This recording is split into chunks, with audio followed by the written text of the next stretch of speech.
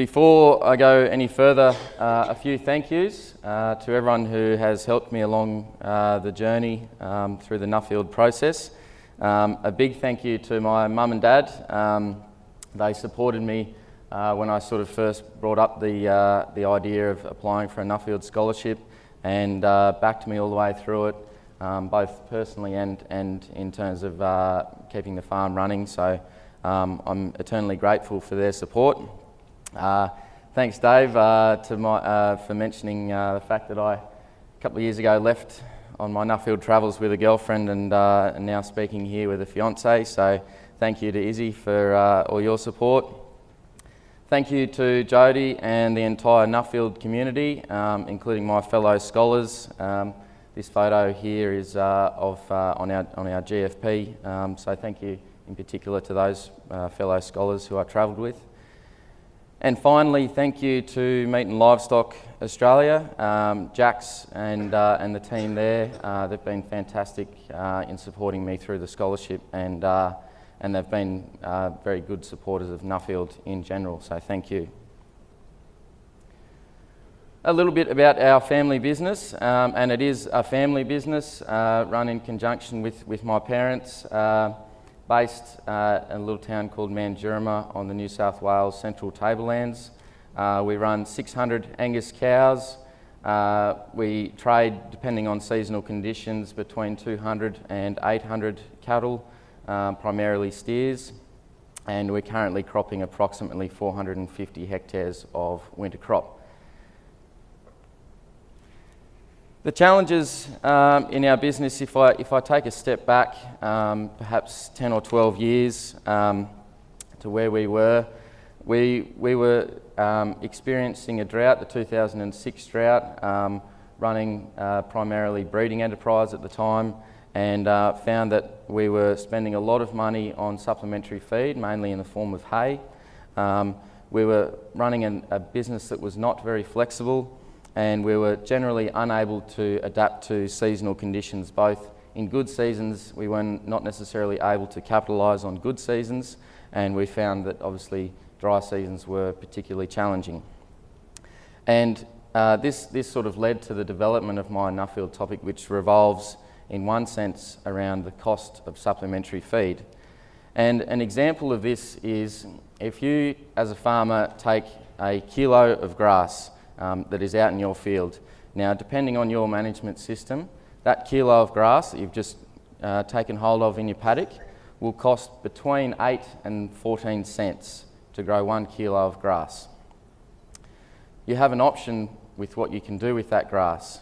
You can take an animal to that kilo of grass and graze it, and it will only cost you that 8 to 14 cents, depending on your system. Alternatively, you can then use your machinery or a contract machine to come and mow it, rake it, bale it, wrap it in string, transport it to a shed or another part of the farm, and then feed it out and so on. You've still only got 1 kilo of grass, but that kilo of grass is now costing you 25, 30, up to 40, 50 cents. It's still only 1 kilo of grass, and in most cases, not all, but most cases, that grass has declined in its nutritional value. So, how do we have in situ feed 12 months of the year? We're going from one problem to another. Again, as I explained, we're unable to capitalise on the good seasons, but we're also finding the challenging seasons very difficult. So I took a step back and looked at our business and thought, what is driving the profit in our business? And I came up with 2 key figures which are driving the profit in our beef business. It is how many kilos of beef we're producing per hectare and what it's costing us to produce that kilo of beef. And I came up with the ultimate goal for my Nuffield Scholarship: to ultimately design a profitable, resilient and simple year-round forage-based grazing system suited to beef cattle production. And I likened that objective to creating a jigsaw puzzle. I was never expecting to find a silver bullet on my Nuffield travels, but everywhere that I went, I found little pieces of the puzzle that I could bring together to create the overall system. The solution is an old saying, which you may have heard: Don't take the mountain to the man, take the man to the mountain. Animals have legs for a reason. The cheapest feed, as I said, is that which is in situ. This brings me to the first piece of the jigsaw puzzle, which is a component of what many Australian businesses are doing, which is dual-purpose crops. And I set out to the Midwest of the United States through Oklahoma and Kansas in search of other farming systems doing dual-purpose cropping systems. And what I found was that there is a lot of scale in Oklahoma where they are grazing wheat with beef cattle. But essentially, Australian farmers, I found, are the experts, in fact, in dual-purpose cropping systems, and that the Americans are probably perhaps lagging a little behind in their fine-tuning of those systems. But the key with dual-purpose cropping systems, in my opinion, is that we really have to understand the numbers behind the system, and this applies across all our pasture pieces of that system as well. In most broad-acre cropping systems in Australia, grain production only, I would suggest that most farmers have a very good grasp of their costs per hectare that are going into producing that tonne of grain, whereas in our grazing enterprises, I don't think we quite have such a good grasp on our per hectare costs. So you can see here, this is actually a template which I saw a few templates from a couple of farmers, one guy, Jimmy Kinder in the US, and another guy in the Hawke's Bay region of New Zealand. And this template has been modified for a grazing crop in our own business this current season. And without going through the numbers in detail, it's essentially recording all the input costs which are going into establishing that crop, measuring how many kilograms of dry matter that crop is producing, and then you're working out how many cents it's costing to grow 1 kilo of dry matter.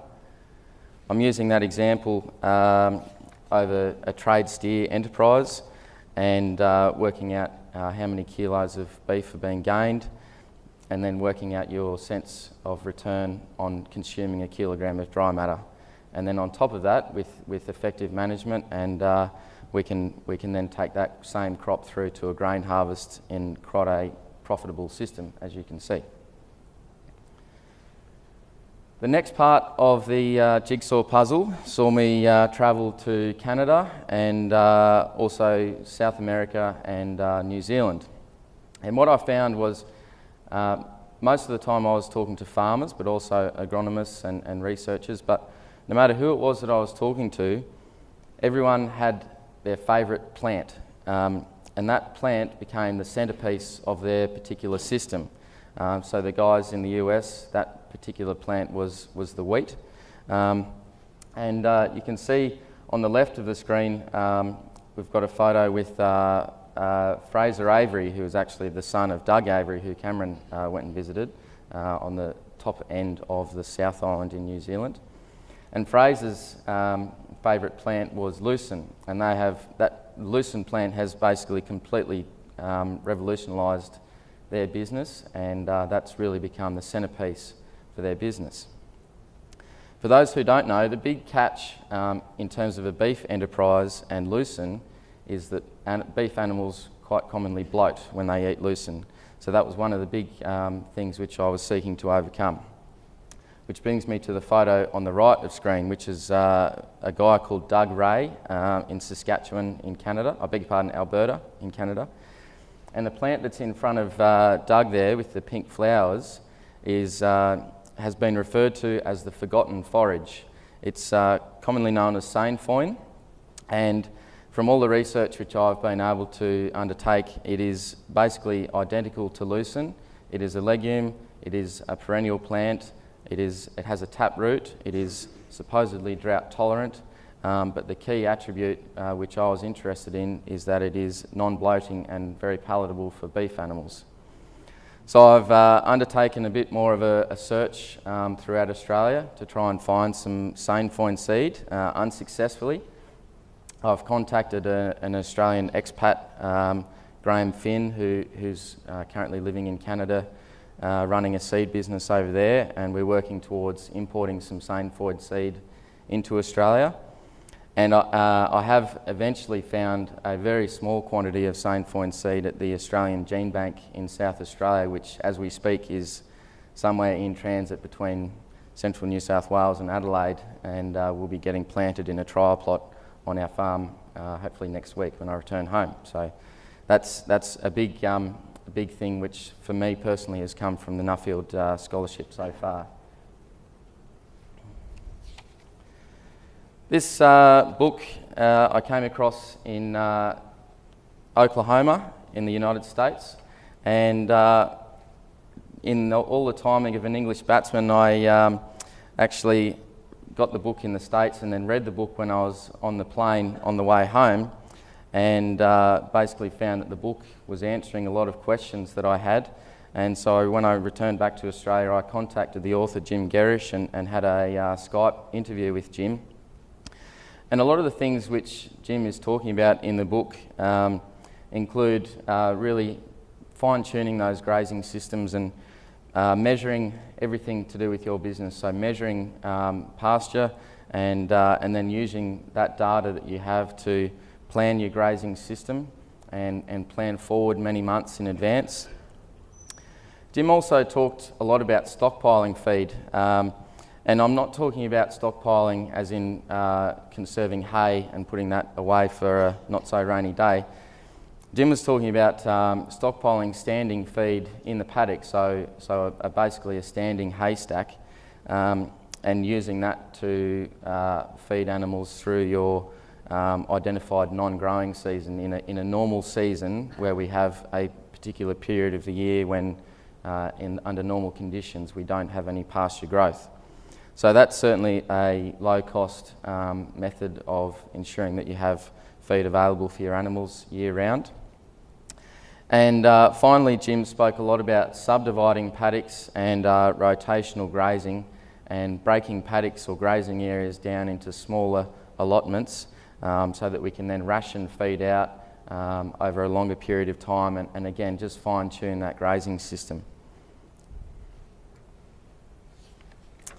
Now, after just spending 10 minutes talking about how I don't really like supplementary feed, some of the systems which I came across, particularly in New Zealand, simply have a need for some form of supplementary feed in their system.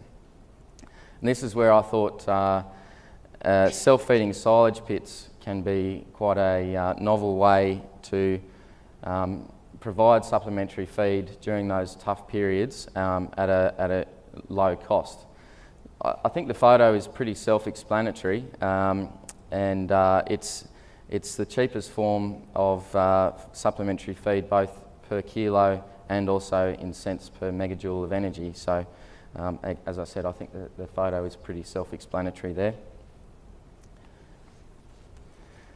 And finally, technology.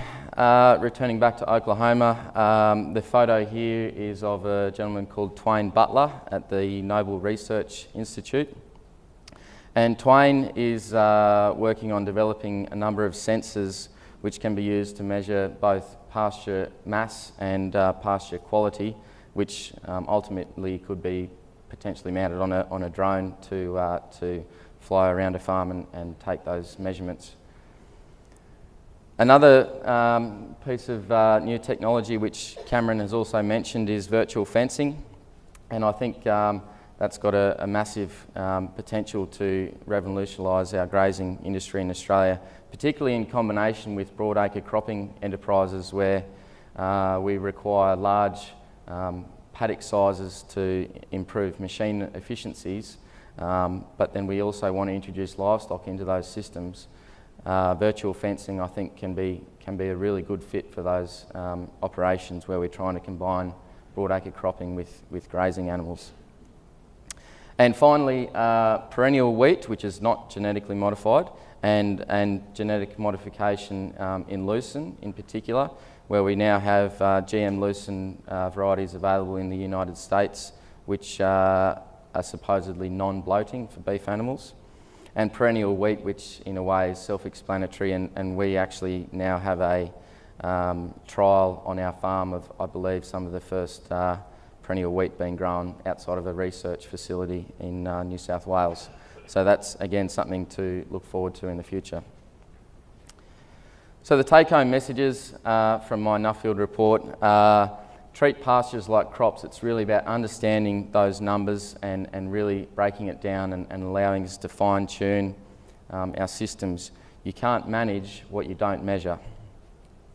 Subdivision and rotation is critical, both from a cropping point of view in terms of rotating those crop cycles and pasture cycles, but also in terms of your animals, rather than set stocking. Rotational grazing and breaking down paddocks into smaller areas is critical.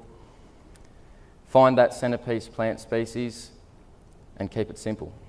Thank you.